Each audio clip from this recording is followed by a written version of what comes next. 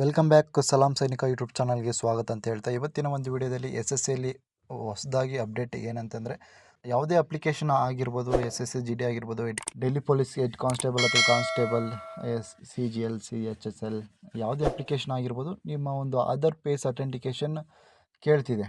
So ಅದು ಒಂದು ನಿಮ್ಮ ಫೇಸ್ ಹೇಗೆ ಕ್ಯಾಪ್ಚರ್ ಮಾಡಬೇಕು ಎಂಬುದನ್ನು ನಾನು ಈ ಒಂದು ವಿಡಿಯೋದಲ್ಲಿ ನಿಮಗೆ ತಿಳಿಸ್ಕೊಡ್ತೀನಿ. ಯಾರು ವಿಡಿಯೋನ ಸ್ಕಿಪ್ ಮಾಡೋಕ್ಕೋಗ್ಬೇಡಿ. ಫಸ್ಟ್ದಾಗಿ ನಿಮ್ಮ ಒಂದು ಮೊಬೈಲಲ್ಲಿ MySSC ಆ್ಯಪು ಮತ್ತು ಆಧಾರ್ ಫೇಸ್ ಅಥೆಂಟಿಕೇಷನ್ ಅಂತ ಒಂದು ಆ್ಯಪ್ ಇದೆ. ಆ ಎರಡು ಆ್ಯಪು ನಿಮ್ಮ ಫೋನಲ್ಲಿ ಇನ್ಸ್ಟಾಲ್ ಮಾಡ್ಕೊಬೇಕಾಗುತ್ತೆ. ನಾನು ಸ್ಕ್ರೀನ್ ಮೇಲೆ ಕೊಟ್ಟಿರ್ತೀನಿ ಯಾವ ಆ್ಯಪ್ ಅಂತ. ಹಾಗೆಯೇ ಡಿಸ್ಕ್ರಿಪ್ಷನಲ್ಲೂ ಆ ಒಂದು ಅಪ್ಲಿಕೇಶನ್ ಲಿಂಕನ್ನು ಕೊಟ್ಟಿರ್ತೀನಿ. ನೀವು ಡೈರೆಕ್ಟಾಗಿ ಲಿಂಕ್ ಇನ್ಸ್ಟಾಲ್ ಮಾಡ್ಕೊಬೋದು. ಇನ್ನೊಂದು ಏನಂತಂದರೆ ಆಧಾರ್ ಫೇಸ್ ಅಥೆಂಟಿಕೇಷನ್ ಆ್ಯಪು ಅದು ಓಪನ್ ಆಗೋದಿಲ್ಲ ಮತ್ತು ನಿಮ್ಮ ಮೊಬೈಲಲ್ಲೂ ಆ ಆ್ಯಪ್ ಇದೆಯಾ ಅಂತ ತೋರಿಸೋದಿಲ್ಲ. ಅದು ಹೇಗೆ ಬರುತ್ತಂತ ನಾನು ಸ್ಕ್ರೀನ್ ಮೇಲೆ ಕೊಟ್ಟಿರ್ತೀನಿ. ಜಸ್ಟ್ ಅನ್ಇನ್ಸ್ಟಾಲ್ ಅಂತ ಬರುತ್ತೆ. ಇದು ನಿಮ್ಮ ಇನ್ಸ್ಟಾಲ್ ಅಂತ ಕೊಟ್ಟಾಗ ಅನ್ಇನ್ಸ್ಟಾಲ್ ಅಂತ ಕೊಡುತ್ತೆ. ಅಂದರೆ ನಿಮ್ಮ ಆ ಒಂದು ಅಪ್ಲಿಕೇಶನ್ ನಿಮ್ಮ ಫೋನಲ್ಲಿ ಆಲ್ರೆಡಿ ಇದೆ ಅಂತ. ಆದರೆ ಆ ಒಂದು ಅಪ್ಲಿಕೇಶನ್ ನಿಮಗೆ ಕಾಣೋದಿಲ್ಲ. MySSC ಆ್ಯಪ್ ಡೌನ್ಲೋಡ್ ಆಗಿದೆಯಲ್ಲ, ಆ ಒಂದು ಅಪ್ಲಿಕೇಶನ್ ಮೇಲೆ ಕ್ಲಿಕ್ ಮಾಡಿದಾಗ ಈ ರೀತಿಯಾದಂಥ ಒಂದು ಪೇಜ್ ಓಪನ್ ಆಗುತ್ತೆ. ಇದಕ್ಕಿಂತ ಮುಂಚೆ ಡಿಫ್ರೆಂಟ್ ಆಗಿತ್ತು, ಬಟ್ ಈಗ ಹೊಸದಾಗಿ ಅಪ್ಡೇಟ್ ಆಗಿರೋದ್ರಿಂದ ಈ ರೀತಿ ಓಪನ್ ಆಗುತ್ತೆ. ಇಲ್ಲಿ ಮೇಲೆ ಕಾಣ್ತಿದೆಯಲ್ಲ ಲಾಗಿನ್ ರಿಜಿಸ್ಟರ್ ಅಂತ ಇದೆಯಲ್ಲ, ಇದ್ರ ಮೇಲೆ ಕ್ಲಿಕ್ ಮಾಡಿದಾಗ ಇಲ್ಲಿ ಯೂಸರ್ ನೇಮ್ ಅಂತ ಕೇಳುತ್ತೆ. ಅಂದರೆ ನಿಮ್ಮ ಅಪ್ಲಿಕೇಶನಲ್ಲಿ ಯಾವುದಾದ್ರೂ ಏನಾದರೂ ನೀವು ಮುಂಚೆ ಅಪ್ಲಿಕೇಶನ್ ಹಾಕಿದರೆ ಆ ಒಂದು PDF ರಿಜಿಸ್ಟ್ರೇಷನ್ ನಂಬರ್ ಅಂತ ಇರುತ್ತೆ. ಆ ನಂಬರ್ ಇಲ್ಲಿ ಹಾಕಬೇಕಾಗುತ್ತೆ. ಸೊ ನಾನು ಕಾಪಿ ಮಾಡ್ಕೊಂಡಿದ್ದೆ, ಡೈರೆಕ್ಟಾಗಿ ಅಲ್ಲಿ ಪೇಸ್ಟ್ ಮಾಡಿದ್ದೀನಿ. 11 ನಂಬರ್ ಇರುತ್ತೆ, 11 ನಂಬರ್ಸ್ ಇರುತ್ತೆ. ನೆಕ್ಸ್ಟ್ ಪಾಸ್ವರ್ಡ್ ಕೇಳುತ್ತೆ. ಪಾಸ್ವರ್ಡ್ ನೀವು ಟೈಪ್ ಮಾಡಬೇಕಾಗುತ್ತೆ. ಏನು ಪಾಸ್ವರ್ಡ್ ಇರುತ್ತೋ, ನೀವು ಯಾರ ಹತ್ರ ಅಪ್ಲಿಕೇಶನ್ ಹಾಕಿದ್ದೀರ ಅಥವಾ ನೀವೇ ಏನಾದರೂ ಹೊಸದಾಗಿ ಅಪ್ಲಿಕೇಶನ್ ಹಾಕ್ತಿದ್ರೆ ಪಾಸ್ವರ್ಡ್ ಇಲ್ಲಿ ಕೊಡಬೇಕಾಗುತ್ತೆ.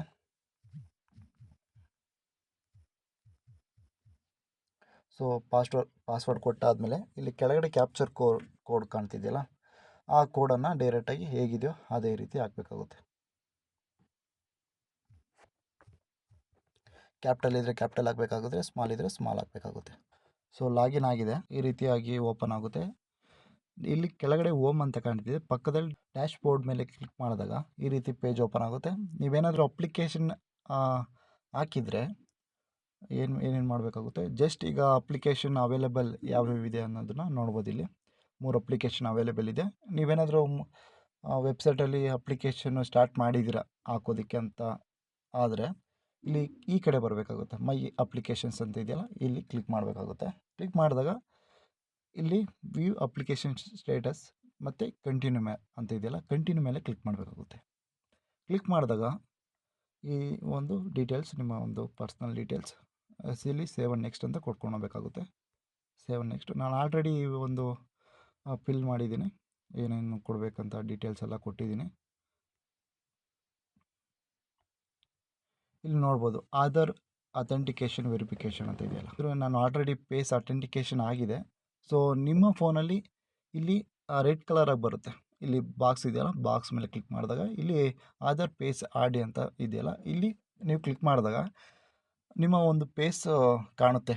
ಆ ಫೇಸು ಕ್ಯಾಪ್ಚರ್ ಮಾಡೋದಕ್ಕೆ ಕ್ಯಾಪ್ಚರ್ ಬಟನ್ ಇರೋದಿಲ್ಲ. ನೀವು ಜಸ್ಟ್ ಕಣ್ಣು ಮಿಟಿಕ್ಸಿದ್ರೆ ಅದೇ ಆಟೋಮೆಟಿಕ್ಕಾಗಿ ಕ್ಯಾಪ್ಚರ್ ಆಗುತ್ತೆ. ಸೊ ಇಷ್ಟು ಆಧಾರ್ ಫೇಸ್ ಅಥೆಂಟಿಕೇಷನ್ ಹೇಗೆ ಮಾಡಬೇಕು ಅನ್ನೋದು. ನೆಕ್ಸ್ಟು ಅಪ್ಲೋಡ್ ಡಾಕ್ಯುಮೆಂಟ್ಸ್ ನೆಕ್ಸ್ಟ್ಗೆ ಸೇವ್ ನೆಕ್ಸ್ಟ್ ಅಂತ ಕೊಟ್ಟಾಗ ಇಲ್ಲಿ ಸೇವ್ ನೆಕ್ಸ್ಟ್ ಆಗಿ ಹೋಗುತ್ತೆ.